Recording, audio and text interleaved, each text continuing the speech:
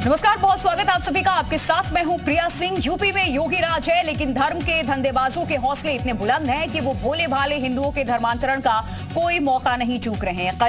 गरीब की बेटी को टारगेट किया जा रहा है, गरीबी को टारगेट किया जा रहा है, तो कहीं पैसे का लालच देकर के धर्मांतरण कराया जा रहा है। आपको यकीन नहीं होगा एक बार ये सुनकर कि किस तरीके से लोग मेक ओवर के लिए भी जाते हैं, वहां भी धर्मांतरण का खेल खेला जा रहा है। दरअसल गाजियाबाद से सामने आई इस स्याह सच से पर्दा उठा तो लोगों को एक बार भरोसा ही नहीं हुआ। पुलिस में शिकायत हुई तो पादरी समेत 3 आरोपी सलाखों के पीछे पहुंच गए।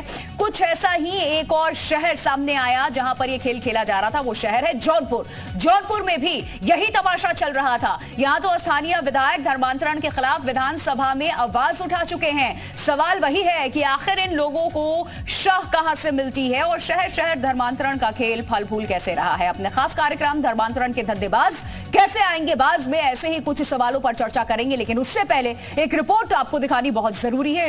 ये रिपोर्ट आप देखिए।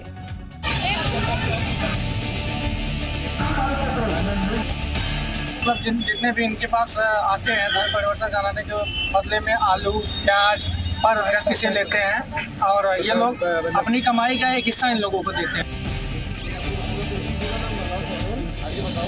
मैंने इनसे बहुत मना करी, मैं धर्म परिवर्तन नहीं करूंगी। इन्होंने मुझे इतना प्रेशर डाला, वही वीडियोस दिखाई, वही सब कुछ बोला हम और लड़कियों के साथ भी ऐसा करते हैं। कई लड़कियों की फोटोज भी दिखाई, वीडियो भी।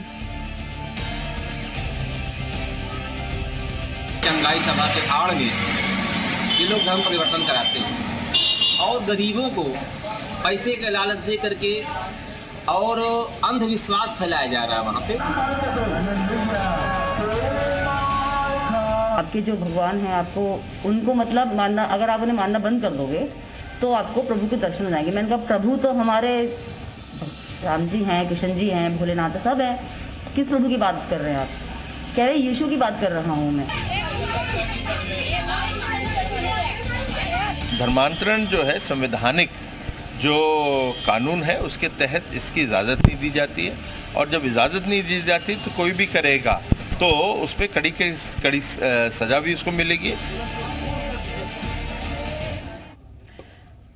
तो यूपी में धर्मांतरण का जाल किस कदर फैल रहा है, इसका अंदाजा आप इस बात से लगा सकते हैं कि एक दिन में कई शहरों से धर्मांतरण की खबरें सामने आ रही हैं। जौनपुर में धर्म परिवर्तन का खेल खूब फल फूल रहा है। स्थानीय विधायक रमेश चंद्र विधायक यहां इस मुद्दे को सदन में उठा चुके हैं। बावजूद इसके यहां पर धर्म परिवर्तन का खेल नहीं रुक रहा है। कौशांबी की बात करें तो कौशांबी से गरीब लोगों को लालच देकर के धर्मांतरण का खेल चल रहा था। वहीं आगरा में एक हिंदू युवती का पहले जबरन धर्म परिवर्तन कराया गया और फिर उसके साथ मुस्लिम रीति रिवाज के साथ निकाह किया गया। गाजियाबाद में ब्यूटी पार्लर की आड़ में धर्म परिवर्तन कराया जा रहा था। यहां से पुलिस ने धर्म परिवर्तन के आरोप में पादरी समेत 3 लोगों को गिरफ्तार कर लिया है। कई सारे सवाल खड़े हो रहे हैं, एक-एक करके वो सवाल भी आपके सामने में रखती हूं। हिंदुओं के धर्मांतरण के पीछे का मकसद क्या है? क्या देश को कमजोर करने की साजिश की जा रही है इस वक्त? इस तरीके से यह धर्मांतरण का खेल चल रहा है। विदेशों से कौन कर रहा है धर्मांतरण के लिए फंडिंग?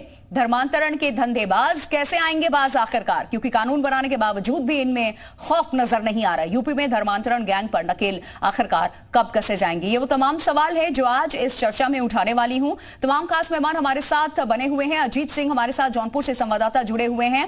इसके अलावा तमाम मेहमान से भी आपका परिचय कराऊंगी, लेकिन सबसे पहले ग्राउंड रिपोर्ट ले लेते हैं। अजीत सिंह का रुख करते हैं, जौनपुर में मौजूद हैं। अजीत, उत्तर प्रदेश में 2020 में यूपी सरकार ने कानून भी बना दिया धर्मांतरण के खिलाफ। जो लोग ऐसा करेंगे उन पर कार्रवाई भी होगी। बावजूद इसके अभी तक ये मामला नहीं थमा, क्या वजह रही?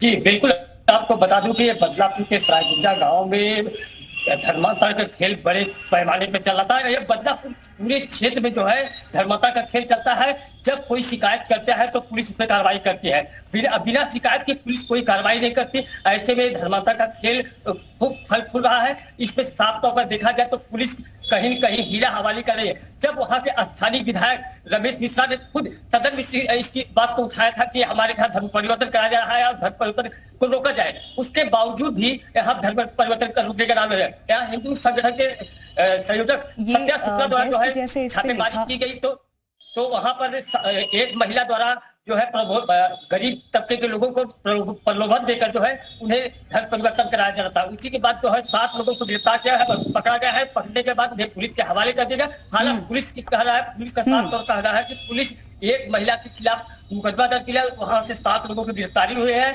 बिल्कुल, देखिए, और यही तमाम वो सवाल हैं, क्योंकि सरकार सख्त है, बावजूद इसके धर्मांतरण का मामला थमने का नाम नहीं ले रहा है। बहुत शुक्रिया अजीत आपका तमाम जानकारी देने के लिए। तमाम खास मेहमान जो बने हुए हैं उनसे भी परिचय आपका करा दूं। शमसी आजाद है, नेता है बीजेपी के, हमारे साथ जुड़े हुए हैं विवेक पांडे, समाजवादी पार्टी के नेता अब्दुल अहद है, बीएसपी के नेता हमारे साथ अजरा मोबीन है, मुस्लिम स्कॉलर।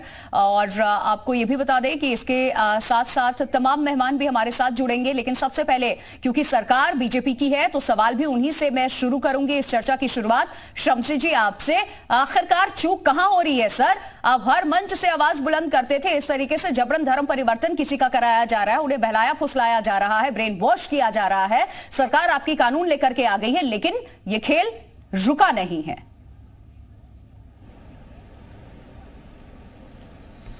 जी देखिए, भारतीय जनता पार्टी ने उत्तर प्रदेश में जब से दूसरी बार सरकार संभाली है तब से पूरी चाक चौबंद व्यवस्था ज़रूर है, लेकिन कुछ लोगों का मिशन ये होता है कि किस तरीके से गरीबों को टारगेट करके सनातन धर्म के, खासतौर से हिंदुओं के, वो लोग हिंदू धर्म के मानने वाले, वो लोग जो गरीबी रेखा के नीचे रहते हैं, उनको खासतौर में गाँव से जाकर दूर दराज जहाँ प्रशासन न पहुँच पाए ऐसी जगह वो चिन्हित करते हैं और वहाँ पर मिशनरीज के स्कूल खोलकर मदरसे प्रशासन, एक सेकंड सर, आपने कहा जहाँ प्रशासन न पहुँच पाए, उत्तर प्रदेश के 75 जिलों में ऐसे कौन से दूर दराज इलाके हैं जहां पर पुलिस चौकी नहीं है, प्रशासन नहीं पहुंच पाता? और अगर ऐसा नहीं पहुंच पाता तो ये तो आपका फेलियर है, जो आप इसको इस तरीके से कह रहे हैं कि प्रशासन नहीं पहुंच पा रहा। वहां बात को हमारी आपने सुना नहीं, सुन लिया तभी ये सवाल किया सर। हमारी आपने सुना नहीं, हमने कहा कि उनको ये लगता है कि जहां प्रशासन न पहुंच पाए, रूरल एरिया में, बदलापुर भी ऐसा एरिया है जो जौनपुर शहर से कम 30 किलोमीटर दूर है, तो उनको ऐसा लगता है कि यहाँ पर प्रशासन नहीं पहुंच पाएगा,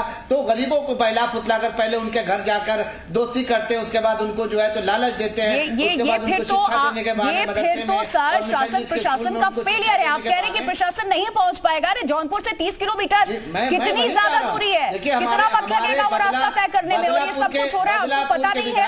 आप ये कह रहे हैं, मैं इस चीज को नहीं समझ पाई। मेरी बात को हमारी आपने सुने नहीं। वो बदलापुर के विधायक ने किस तरीके से सदन में भी ये बात उठाई थी, लेकिन होता यह है कि इनका मिशन इतना अत्यधिक जो रहता है, गरीबों पर फोकस रहता है कि गरीब जो है वो खुलकर बता नहीं पाते और वो अपनी गरीबी में दबे कुचले रहते हैं। उनको कभी विवाह के बहाने, उनको शिक्षा के बहाने, उनको स्वास्थ्य के बहाने, उनको लालच देकर, डरा धमका कर, जब बात प्रशासन के जैसे ही नॉलेज में है तो प्रशासन ने फौरन ही जो है जौनपुर ही नहीं बल्कि आगरा और कौशाम्बी में भी आपने देखा गिरफ्तारी करने का काम किया। प्रशासन पूरी तरीके तो चुस्त दुरुस्त है, लेकिन होता यह है कि गरीबों पर ये फोकस करते हैं और उन गरीबों को जिनको जो है तो लगता है कि जो है ये हमारे मसीहा है, उनके बहलाने फुसलाने में आ जाते हैं, विवाह करने के लिए तैयार हो जाते हैं। यानी कि जागरूकता में कमी है, जागरूकता में कमी है। ये आपकी जिम्मेदारी है कि आप ऐसे लोगों को जागरूक करें सर। जागरूकता में कमी है, आप उन लोगों तक नहीं पहुंच पा रहे और आपसे पहले वो पहुंच जा रहे हैं। हमारी सरकार, हमारे विधायक प्रतिनिधि, हमारे जो विधायक चुने गए जनता प्रतिनिधि, वो पूरी तरीके से चुस्त दुरुस्त है पूरे। ठीक है, आप ये कह रहे हैं ये उन लोगों को टारगेट करते हैं, उन लोगों को टारगेट करते हैं। चलिए एक बार को आपकी बात में मान लेती हूँ कि प्रशासन वहां नहीं पहुंच पा रही है और उन लोगों को ये टारगेट कर लेते हैं। सुनिए।